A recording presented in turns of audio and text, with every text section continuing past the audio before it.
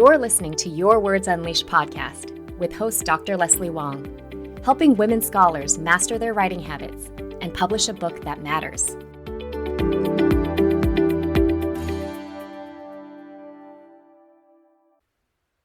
Hi there, writers. How is your semester going? I bet the shine of the new year is fading and a million deadlines and obligations are starting to creep up. One of the biggest challenges my clients face is figuring out how to write during semesters when they are also teaching, which is most of them. It's not just a matter of trying to fit writing into their schedules, which is a huge challenge in and of itself. But it's also about the difficulty of balancing the short-term, non-negotiable deadlines of teaching with the longer-term, seemingly lower-stakes deadlines that are usually attached to book writing. The former feels urgent, while the latter does not. And on top of that, most teachers I know are incredibly giving and generous with their time and effort. They often feel more accountable and obligated to meeting the needs of their students than to themselves. And when you're teaching 2 to 4 classes a semester, you are swamped. You're prepping lectures, planning exams, showing up to teach, holding office hours. Maybe you're managing TAs, and of course, you're grading. Lots and lots of grading. You're responding to a million emails and trying to make sure all of your students get what they need to succeed in your course. It's a lot. And there's so much flying at you at once that it becomes way too easy to put your own book on the back burner. I want to encourage you to do something different this semester and not put off your writing until you have a long, undistracted period of time like summer break. The folks I know who do this waste tons of time trying to remember where they left off last in their project. They have to reread a long list of articles and books and find all of those little documents and pieces of writing that they did months ago, but filed away somewhere. They also tend to put a huge amount of pressure on themselves to get a lot of writing done, when all they actually want and need to do is relax and recuperate from the school year. So with that in mind, I decided to devote today's episode to talking about the similarities between book writing and teaching. My hope is that once you start seeing these activities as aligned, rather than as completely different kinds of projects, it will be easier to incorporate writing your book into your teaching schedule. You can find the full transcript of this episode at yourwordsunleashed.com/25. So how is writing your book like teaching? Well, in my view, the primary way is that you are centering the needs of your audience and not yourself. Good teachers are student-centered. What does that mean? They think about their students' needs and try to connect with them, presenting material in a way and at a level that makes sense to them. You know, we've all sat through lectures where the instructor talked at students for an hour instead of engaging them in a dialogue. It's boring and it's difficult to learn that way. But not only that, it's alienating because the instructor is more focused on their own ideas than what their students actually need or are interested in. Why would it be any different with a book? I am going to say this over and over again today. All good books are reader-centered. Authors of reader-centered books view their pages as a fascinating dialogue that they're having with people. And by this, I don't mean critics or reviewers, as I'll go into in more detail. They don't treat these pages as a monologue that they're giving to a faceless crowd. So next, I'm going to give you 4 strategies to help you use your teaching skills to write a reader-centered book. Many of the first-time authors I work with are swimming in way too many details from their research that all feel equally important. They often go way off path, writing long passages that are tangential to the main points of the book. Or their writing is filled with jargon or specialized terms that no regular person would be able to understand. And the reason this happens is because they are being author-centered, not reader-centered. You want to be speaking with your audience, not to them, remember? So my first big tip is to scaffold information and present it in such a way that your audience can keep up with you. Think about it. When you're designing a lecture on a new topic that students aren't familiar with, you need to figure out how to present the information in a way they can easily follow. You probably need to start big and give all the background context and definitions your students need to make sense of the main topic of the lecture. This means you're always putting yourself in the metaphorical shoes of someone who's not an expert in your field and writing it in a way that they will understand. Just like when you teach, when you write, you need to limit your usage of jargon or specialized terms, or else you will lose your audience. Never assume that your readers will understand terms that are commonly used in your field. This is particularly true when you're writing your proposal, which will be read and evaluated first by non-expert acquisitions editors. Most of the time, when I read through my clients' early proposal drafts, I give the feedback, assumes too much reader knowledge, because they're using too many field-specific terms or concepts. But all they need to do to fix this is to give a short definition after each term, which is something you naturally do when you're teaching, and you can see from your students' faces that they don't understand something. For example, I've been working with an author whose book heavily utilizes settler colonial theory.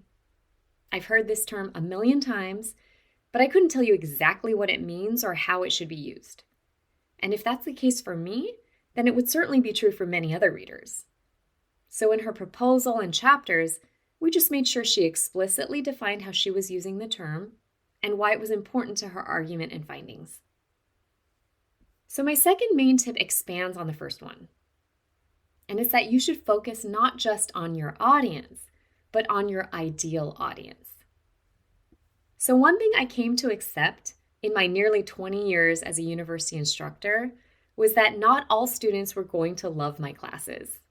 It's true. Sometimes it was because they were only taking it as a requirement, or they just had no interest in the subject matter. Other times it was because they were juggling so many other obligations that they didn't have the time or energy to invest in the learning process. And once in a while, it was because they just didn't like my teaching style. And when I was a novice teacher, I used to take all of these things personally and feel responsible for trying to reach every single student in the same way. The problem with this approach was that it's literally impossible. I learned that you cannot and will not please everyone, so it's not worth it to even try. Once I let go of this overwhelming sense of responsibility I had for each and every student, it allowed me to focus on meeting the needs of the ones who were engaged, interested, and willing to do the work. And these became my ideal students. The ones who took multiple classes with me and who I became personally invested in, doing things like helping them get into grad school or secure jobs after they graduated. Knowing the characteristics of my ideal students helped me figure out at what level to teach the material, what kinds of assignments were the most appropriate, and how to pace the course. And because I was focused on helping them, rather than spreading myself thin trying to reach everyone, I was overall a better, more interesting, and more engaged teacher. In other words, having ideal students in mind when I taught my classes let me be more authentic and help set the tone that I used as an instructor. So now let's think about how this relates to writing.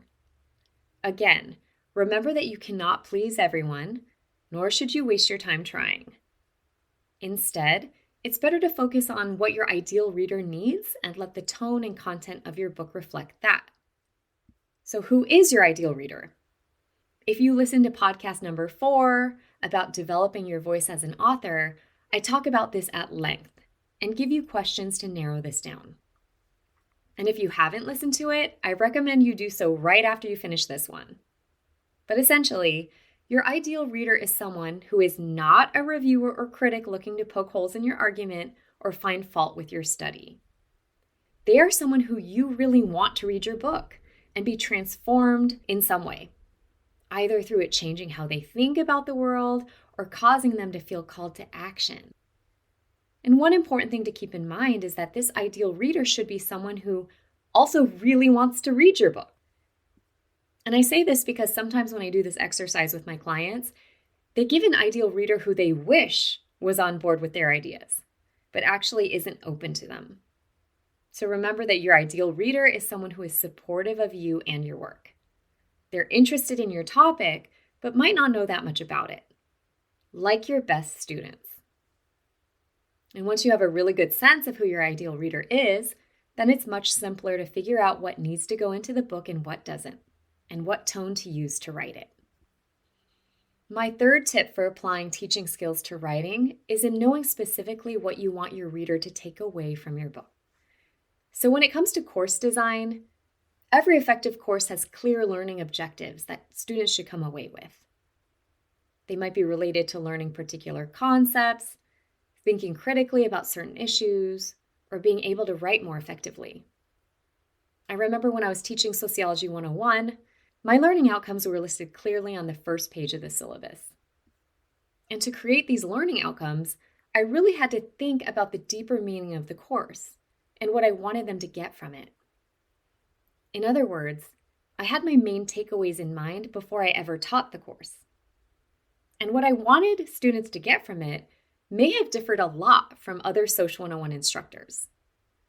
So why would a book be any different? When we're writing, we should be asking ourselves what we want our audience to actually take away from the book. Imagine that your ideal reader has finished reading the book and someone asks them what the main point was. What would you want them to say? Would you want them to remember a particular term that you coined or be able to state your argument? And that would require you to have an argument that's concise and clear enough for someone to recall when it's no longer in front of them, which is also something that a lot of authors struggle with. So as you're writing your book, I would jot down 2 or 3 main takeaways you want your reader to have at the end. This will help you focus your ideas more on the overall intent of the book for your audience. So my final tip is to use the writing advice you already give your students and apply it to your own writing practice. Many of the faculty I work with spend hours every week helping their students with their writing. They help them develop ideas, create a research plan, assess sources, and create strong arguments. They also help them organize and plan everything out so that students can write a long essay like a senior capstone or an honors thesis within the space of a semester. If this is you, then you've already created a process for your students that works. So here's a quick exercise. Think of the main writing issues that your students ask you for help with. Then, write down the advice or strategies you usually give them to solve these problems. And finally, take a look at this advice and see how you can potentially apply it to your own writing practice. So there you have it. My thoughts on how you can apply your experience as a teacher to your book writing. Let me sum up my 4 main points here, keeping in mind that you're trying to center the needs of your reader. First, scaffold and present information so that your audience can follow. Second, focus on meeting the needs of your ideal reader. Third, decide in advance what the key takeaways from your book will be and make sure these are extremely clear to your reader. And 4, take the writing advice you already give your students and see how you can apply it to your own practice. Just remember that writing your first book is a lot like learning how to teach. You'll make a lot of mistakes along the way, but over time and with practice, it will eventually become easier. The trick is to keep trying. Good luck fitting more writing into your schedule, and I'll talk to you again soon.